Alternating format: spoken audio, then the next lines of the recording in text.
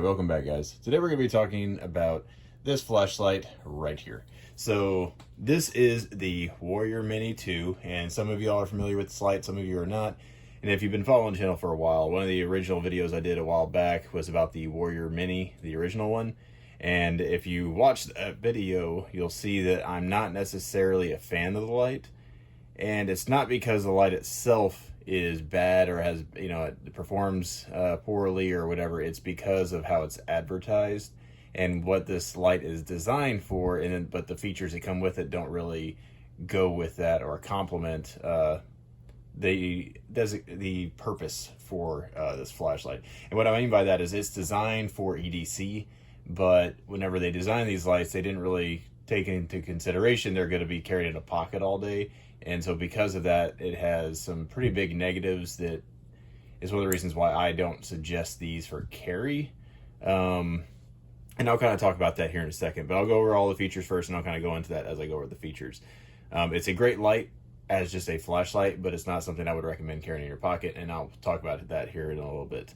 Some of y'all love Olight, some of y'all hate Olight. I'm indifferent. I don't really care either way. I have some Olight products that I like.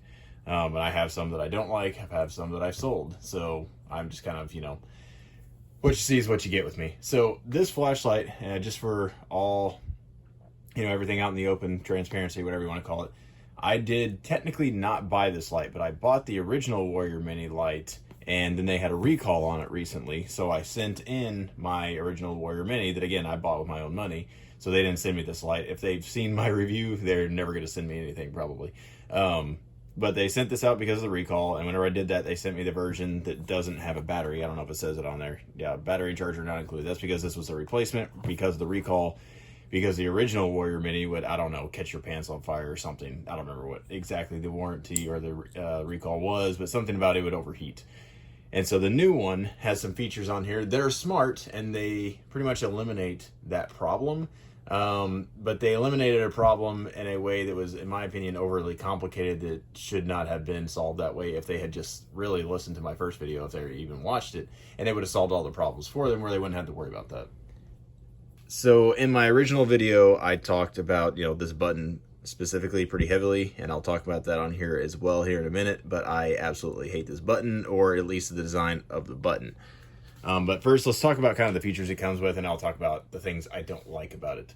So on here, the way they solved that problem, there's a little sensor to where whenever you keep it in your pocket, if the flashlight accidentally turns on in your pocket, which it's going to 100% absolutely turn on in your pocket, this little sensor will basically dial it down to a lower setting whenever it detects something in front of it. More or less is how I read the directions and how it works, which basically just means the flashlight's not going to overheat in your pocket and, burn you or whatever. So that to me is an overly complicated, system for this. And the reason why this thing will pretty much always turn on in your pocket. One, they did fix one thing. So this little clip is reversible. So I have it right here to where this tail cap is facing up. So because of that, this is always sticking up out of my pocket. So my keys or whatever else is in my pocket doesn't accidentally push this button, activating it. So this one no longer gets, indeed, it never gets accidentally hit. So it never turns on because of that. But this button over here, as you can tell, you push it, still turns in. And it takes very little pressure to actually activate that button.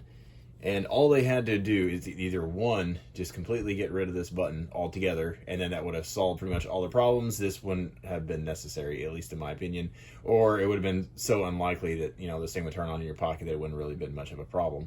Or they could have too, if they were just, dead set on having this button, which apparently they are, they could have recessed this button. So you see how it kind of sticks out a little bit right there? I don't understand why they couldn't have built this area up a little bit and then put a fence or a ridge of metal around there to where the button itself was recessed, because where it's at right now, if you can tell on there, I don't know if you can see it or not, it sticks up. So whenever you put it in your pocket, and I tried carrying this thing in multiple different ways. I would rotate, because you can, I'd rotate this in different positions. So it was either up against my body, like this, where this was pressed against my body, thinking maybe my skin is softer and so it won't press this button. Nope, it turned on my pocket that way.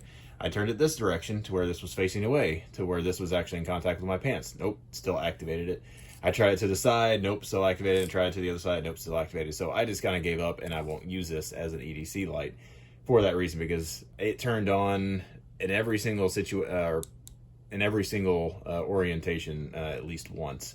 And because of that, I would pull out my flashlight to use it, and then my flashlight was dead.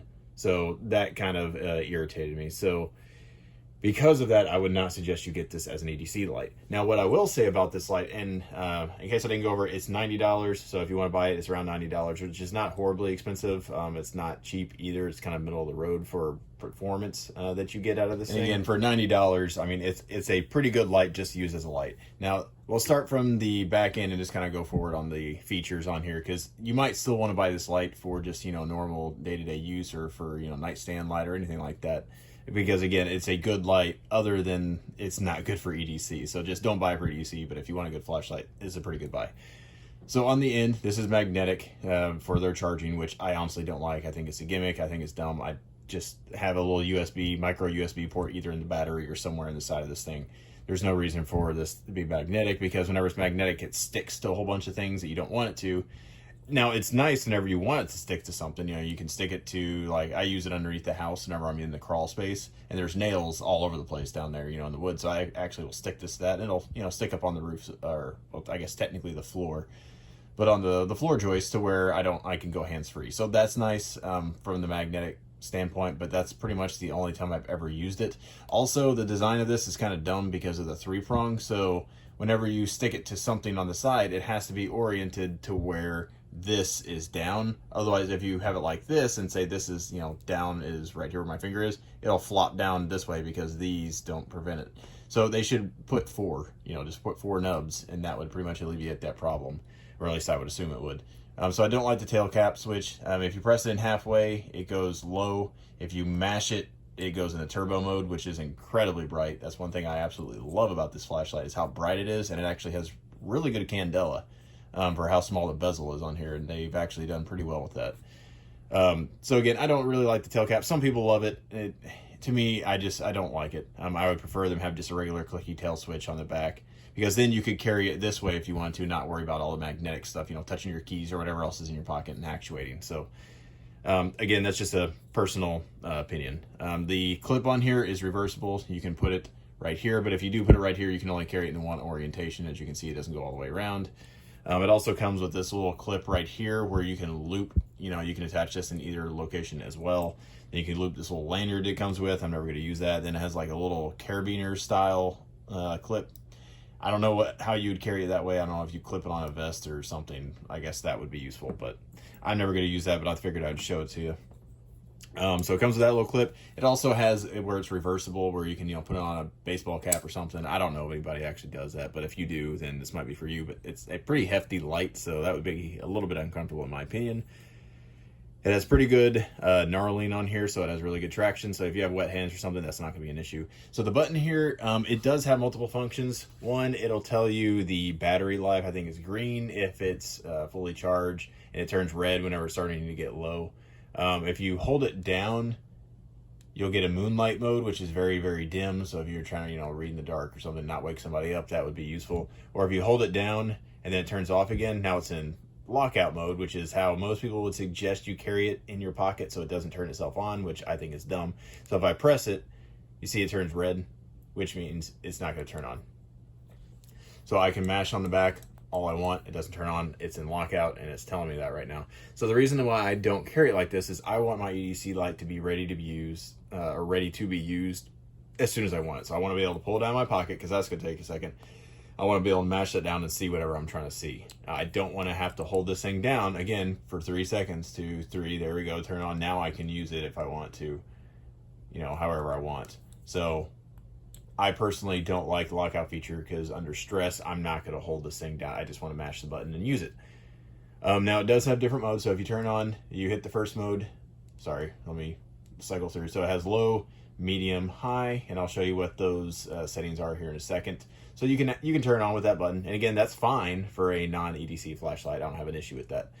And then on the bezel, it has kind of these little ridges here that aren't really useful for anything, but they're there. And again, it has that little sensor on the inside. And for how small this bezel is, I don't know if you can see how small this thing is. And for a comparison, here's a Streamlight Macrostream. For how small this bezel is, and for how shallow it is, this thing has really, really good candela. So let me show you all the kind of ratings and things on here. Hopefully this will focus. So you can see on here, yeah, it'll focus. All right, so on turbo mode, it's 1750 lumens. On high, then it'll go to, you know, 1500, then 1200. On high, it'll be 500 lumens down to 200 lumens, and then you got 120 for medium, 15 for low, and then 1 lumen for moonlight. And then it kind of tells you how long, you know, it'll run before it goes to each of these settings. So on the turbo and 1700, you know, lumens, that is ridiculously bright, and it's actually on par with this light right here. So if you're familiar with, this is a ProTac, the rail mount that is made by Streamlight. If you're familiar with how bright this flashlight is, like this thing is ridiculously bright, and it has a really good candela. It's 1,000 lumens, and it has like 27,000 candela, which if you don't know what that means, watch one of my reviews, and I'll show you here in a minute what that looks like on camera. But it just means it has a really, really, really good hotspot. So it's good for distance, but it's 1,000 lumens. So this one has, if you can see on here, it has 1,200 candela about. So roughly half, maybe. You know, I'm not the best at math, a little bit less than half. But what that means is because it's almost twice as bright, but the candela is roughly half, you know, somewhere in there. My math isn't perfect, that's fine. But because of that, it has such good lumen output, it's able to kind of make up for not having the lumens. So what this thing looks like, and I'll show you here in a second, is this flashlight is about as bright as that flashlight. This one has a better hotspot, and we'll go a little bit further, but within 50 yards, this one actually looks brighter and gives you a better, you know, target identification because the hotspot is a little bit wider than that one is. So if you're going to be using, you know, one of these flashlights within 100 yards, I would say probably this is actually a better choice than that one. Just personal preference. Now, granted, you can't mount this on a rifle or anything, but, you know, something comparable to this. I think this is actually better because it gives you a really good hotspot actually still, but it still gives you good flood. So it's kind of a almost perfect mixture. And with that really high lumen output, it's just a really solid light, and it just lights up everything. So let me show you a comparison between the Enforce, this Macrostream, Streamlight, and then the Streamlight Railmount in comparison to this real quick. Here is the Streamlight Macrostream.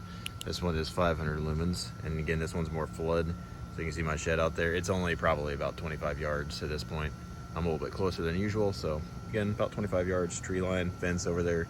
If you can see the trees on here, they're about 30, maybe 35 yards away. You got a tree over there. Again, 500 lumens, and this is more flood, versus here is the turbo mode. There we go, turbo mode over here. This is the Olight Warrior Mini 2. So you can see it's much more defined. You got the Macrostream over here, Olight over here. Let me turn off the Macrostream so you can see this is the pretty good output. It has a decent focal point. It's better than the Warrior Mini, the original one. And then it's got a little bit of flood, as you can see, kind of the edge of the flood as well. It's actually pretty good for how big it is. And this is on the turbo mode. So this will just give you an idea of how bright this thing gets. All right, next here is going to be an Enforce. This is the IR white light model. So you can see this one's 700 lumens. It does a little bit better than the Macrostream because this one has a little bit better of a bezel, but it doesn't do a whole lot better than the Macrostream, to be completely honest. And then again, here is the Olight on the left. So Enforce, 700 lumens, Olight on the left-hand side. And again, the lumen output for this thing is basically double. So just to give you an idea of what to expect. And last but not least, you have a Streamlight. This is the Railmount, the ProTac, I believe. It's about 1,000 lumens. It has a lot of candela. This one's a candela monster. So you can see this guy really shines into the woods. And then you have the Olight over here. So Olight. And you have the Railmount, the Streamlight.